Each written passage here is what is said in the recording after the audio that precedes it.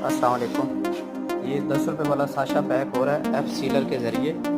इस मशीन को F sealer बोलते हैं। इसका टेम्परेचर 200 पर किया हुआ है, यहाँ पर आप देख सकते हैं।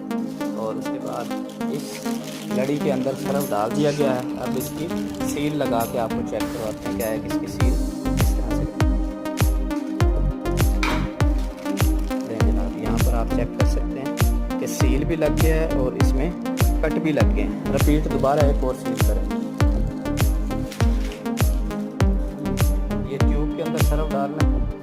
सरफ डालते हैं 25 ग्राम 10 रुपये वाला साशे के अंदर। और उसके बाद इस ट्यूब को सरफ डालने के बाद इस तरह से इसकी सील लगा के लड़ी तैयार की जा सकती है। सील भी लग गया और साथ में कट भी लग गया। ठीक है, इस सीलर के ज़रिए आप 10 रुपये वाला साशा आसानी पैक कर सकते हैं।